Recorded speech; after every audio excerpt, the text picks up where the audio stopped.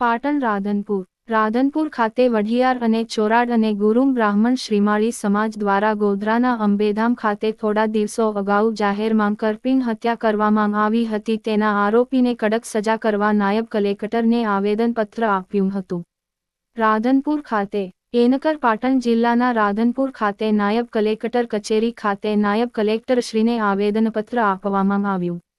કચ્છ જિલ્લાના માંડવી તાલુકાના ગોધરા અંબેધામ 30 ડિસેમ્બરના રોજ આરોગ્ય વિભાગમાં કરાર આધારિત નોકરી કરતા અપરિણીત ગૌરીબેન ગરવાને વહેલી સવારે તલવાર અને ગુપ્તીના અસંખ્ય ઘા મારીને ઘાતકી હત્યા કરવામાં આવી હતી। તેને લઈને અનુસૂચિત જાતિના આગેવાનો દ્વારા સાગર સંઘાર નામના આરોપીને કડકમાં સજા કરવામાં આવે તેમજ ઉચ્ચ પોલીસ અધિકારીને તપાસ સોંપવા અને પરિવારજનોને મુખ્યમંત્રી રાહત ફંડમાંથી 1 કરોડ જેટલું વળતર આપવા આવે તેવી માગણી સાથે આવેદનપત્ર આપીને માંગ કરી હતી।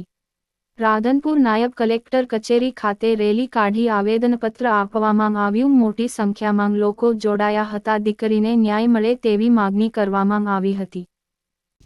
હું દિનેશ શ્રીમાળી થરા કાંકરેજ તાલુકો થરા ખાતે મહામંત્રી તરીકે ભારતીય જનતા પાર્ટીની ફરજ બજાવું છું। પણ અમારી ગુરુ બ્રાહ્મણ સમાજની એક દીકરીને જેને નરાધમોએ પીંખી નાખી છે એને ખરાબ રીતે એની કરપીણ હત્યા કરવામાં આવી છે। કચ્છ જિલ્લાના માંડવી તાલુકાના ગોધરા એટલે કે એક તીર્થક્ષેત્ર જેવું ફળ ગામ અંબેધામની અંદર જેને એનું કરુણ હત્યા કરવામાં આવી છે એ બદલ અમે 28 ગુરુ બ્રાહ્મણ સમાજ વતી રાધનપુર મોખરાના 20 ગામના મોખરો ગામ તરીકે અમે જે 28 ગુરુ બ્રાહ્મણના તમામ ભાઈઓ મળી અને રાધનપુર પ્રાંત કચેરીએ તાલુકા મામલતદારને આવેદનપત્ર આપ્યું અને કલેક્ટર ડેપ્યુટી કલેક્ટર સાહેબને પણ આવેદનપત્ર આપ્યું છે। અમને અમારી એક જ માંગ છે કે અમારી આ દીકરીને ગરવા બ્રાહ્મણ સમાજની દીકરીને યોગ્ય ન્યાય મળે અને આરોપીને પૂરેપૂરી ફાંસીની સજા થાય એવી માંગણી સાથે અમે આવેદનપત્ર આપ્યું છે। જય હિન્દ।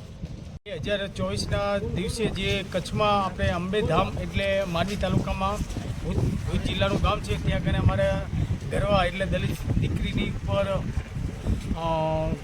મર્ડર કેસ બનેલ છે અને શેર આમ બજારમાં ગુપ્તી અને તલવારના ઘા મારી અને મર્ડર કરેલ છે। તો એ આરોપીને કડકમાં કડક સજા થાય એવી અમે રાધનપુર પ્રાંત સાહેબને અમે રજૂઆત કરી અને આવેદનપત્ર અમારી રાધનપુર અને ચોરાડ 28 ગુરુ બ્રાહ્મણ સમાજ આવેદનપત્ર રાધનપુર પ્રાંત સાહેબને અમે આપીએ છીએ। દીકરીને ન્યાય પૂરો મળવો પડે અને ફાંસીની સજા થવી જોઈએ આરોપીને।